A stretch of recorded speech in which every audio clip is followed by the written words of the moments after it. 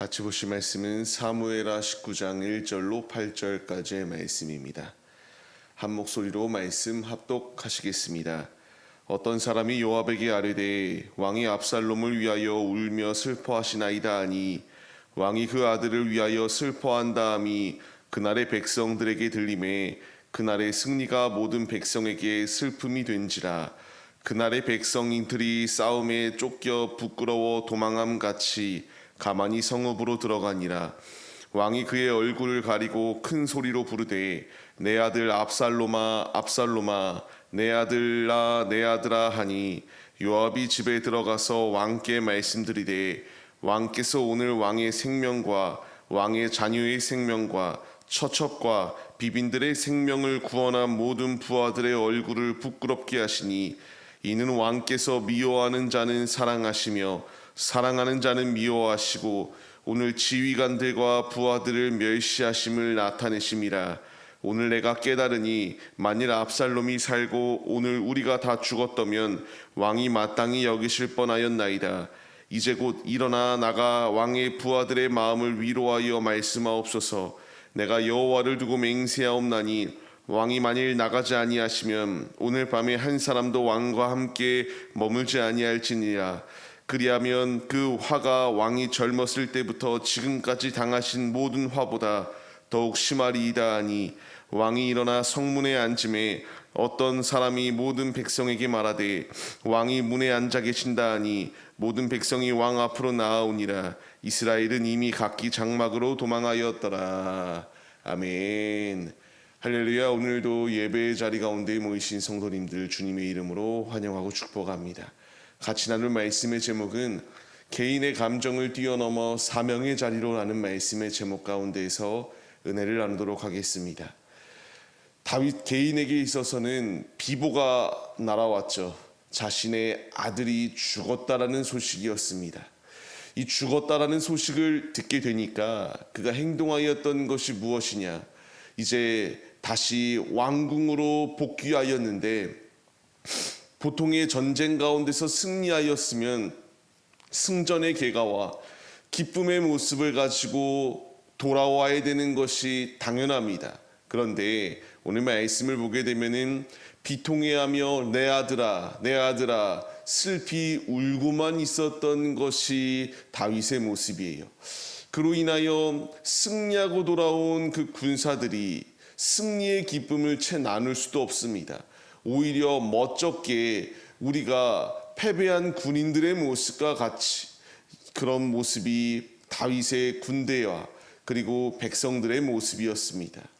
우리가 분명히 알아야 될 것이 있다면요, 다윗은 지금 개인적인 감정 때문에 이렇게 행동하는 것입니다. 공과 사를 분명히 구분지어야 했거든요. 사적으로는 자신의 아들을 잃었다라고 하는 슬픔이 분명히 그를 지배할 수 있지만 공적으로는 이런 어려운 순간 가운데서 하나님이 함께 하셔서 승리를 더하여 주셨다. 하나님이 역사하여 주셨기 때문에 패배가 아니라 승리할 수 있음에 대한 영광을 올려드려야 함이 마땅하였습니다. 그런데 다윗은 그렇지 아니하고 사적인 것에 마음이 사로잡혀서 그 슬픔으로 많은 이들에게 같이 슬픔을 이렇게 전파하고 있었던 것이 다윗의 모습이에요. 요압은 이 상황이 마음에 들지 않습니다. 왕에게 가서 직언을 합니다. 왜? 대체 이러고 있어가지고 이렇게 군사들이 승리하고 돌아왔음에도 불구하고 패잔병과 같은 모습이 있어야 되는가? 지금 당신은 굉장히 잘못된 길을 걸어가고 있다. 그렇게 행동해서는 안 된다. 빨리 일어나라. 일어나라. 계속하여 말하고 있었던 것이 요압의 모습이에요. 너가 이렇게 일어나지 아니하면은 네 곁에 아무도 남지 아니할 뿐만 아니라 결국 너가 여태껏 당하였던 모든 고통들보다 더한 고통이 이제 임할 것이다라는 것을 말하는 것이 요압의 모습이었습니다. 우리가 오늘 말씀을 통하여 얻어야 될 분명한 교훈은요, 말씀드린 것 같이 공과 사의 구분이 분명히 있어야 된다는 거예요. 압살롬의 죽음은 슬플 수 있습니다. 그러나 압살롬의 행동은 하나님께서 다윗을 기름 부은 자로 세우셨거든요. 그 왕을 세웠는데 자신이 그 뜻을 위반하고 역적을 도모하여서 자신이 왕이 되려고 하였던 악한 행동이 압살롬에게 있었습니다. 그 결과는 당연히 주님의 이런 징계하심과 주님의 채찍이 있어야 마땅했거든요. 그런데 분명히 이 상황 가운데서 하나님께서 승리의 길로 인도하여 주심에 대한 감사의 고백이 그의 상황 가운데 있어야 됨에도 불구하고 육신적으로 너무 슬프니까 그것을 기억하지 못하고 있었던 것이 다윗의 모습이었다라는 겁니다. 우리 역시 마찬가지입니다. 공과 사를 분명하게 구분지어야 돼요. 간혹가다 보게 되면은 공과 사를 구분하지 못하는 이들이 있습니다. 교회 안에서도 공사를 구분하지 못하는 모습이 무엇이 있을까 생각해 봤을 때에 흔히 생각할 수 있는 것이 임직식이 아닐까 싶습니다. 내가 안수집사가 되어야 되는데, 내가 권사가 되어야 되는데, 내가 장로가 되어야 되는데 되지 못하였다라고 하여 교회를 떠나는 이들이 종종 있게 됩니다. 그것은 믿음의 직분이요 주님께서 주시는 더욱더 충성하라고 낮은 자리에서 섬기라고 주신 직분인데, 이 직분이 내게 지금 주어지지 아니하였을 때에 그로 인하여 사적인 마음에 실족하여 타교회로 이동하기도 하고, 이런 연약한 모습들이 참으로 비일비재하게 일어나고 있는 것이 우리의 모습입니다. 우리의 삶 역시 마찬가지입니다.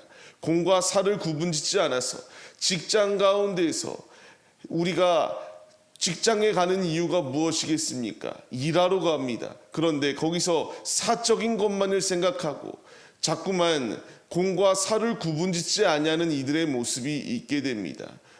관용차, 그리고 직장에서 이렇게 차가 주어졌을 때에 그것을 자신의 개인 용도로만 사용하고 이렇게 자꾸만 본인의 이익만을 위하여 행동하는 이기적인 모습들, 이런 모습들이 결코 좋게 보이지 않습니다.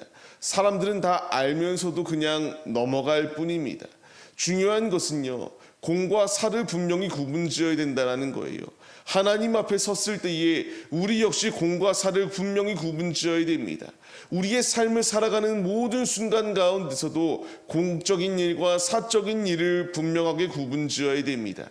주님이 원하시는 것, 주님이 바라는 것은 내가 사적으로 행동하여 개인의 감정 때문에 주님께로 나아가지 못하는 것이 아니라 사적인 감정은 내려놓고 온전히 주님께 충성하는 그 믿음의 모습을 원하시고 있거든요.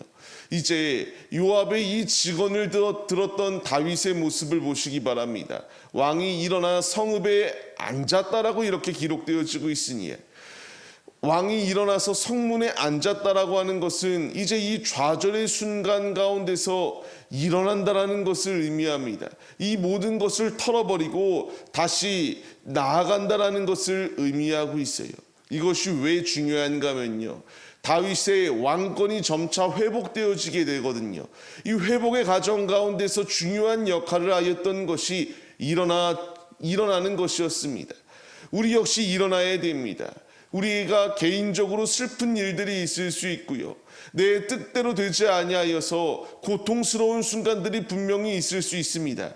그러나 분명한 사실은 우리가 이 개인적인 감정 때문에 사명의 자리로 나아가지 못하는 것이 아니라 이제 다윗이 개인적인 감정을 내려놓고 사명의 자리로 일어나 나아가기로 결단할 때에 왕의 자리 가운데에 그를 귀히 사용하셔서 왕권이 강화될 수 있도록 역사하시는 주님의 일하심이 있는 것처럼, 하나님께 일어나 주님의 길을 걸어가기로 결단하는 우리에게 주님이 귀히 사용하여 주시는 놀라운 은혜가 있다는 사실을 우리에게 말씀하여 주시고 있습니다.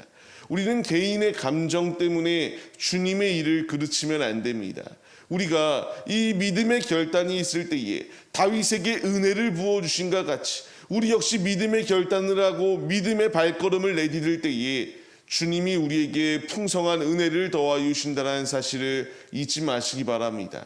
오늘의 삶을 시작하는 우리의 모습들, 우리에게 필요한 것은 내 개인적인 감정 때문에 내 마음이 슬퍼서 주님의 일을 하면 안 되겠다, 오늘은 쉬어야지, 내일은 쉬어야지, 모레도 쉬어야지, 우리가 언제 주님 앞에 불리움을 받을지 모르는데 주님께 죽도록 충성하라고 말씀하시는 그 음성에 우리가 반응해야 되지 않겠습니까?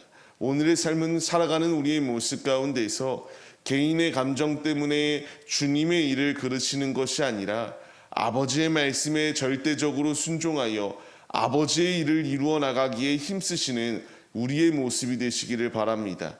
죽도록 주님의 말씀에 충성할 때에 생명의 면류관이 주어지고 좌로나 우로나 치우치지 아니하는 자에게 형통한 축복을 더하여 주신과 같이 오직 우리가 우리에게 맡겨진 본분을 망각하지 아니하고 순종함으로 주님께 나아갈 때에 주님이 우리를 귀히 사용하시고 주님이 우리에게 충만한 은혜를 부어주신다라는 사실을 기억하시며 오늘의 삶, 사적인 것 가운데에 우리가 감정에 사로잡혀서 주님의 뜻을 망각하는 것이 아니라 아버지의 말씀에 절대적으로 순종하여 주님의 영광을 나타내시는 참 하나님의 자녀들의 모습이 우리 모두의 모습이 되시기를 주님의 이름으로 간절히 축원합니다.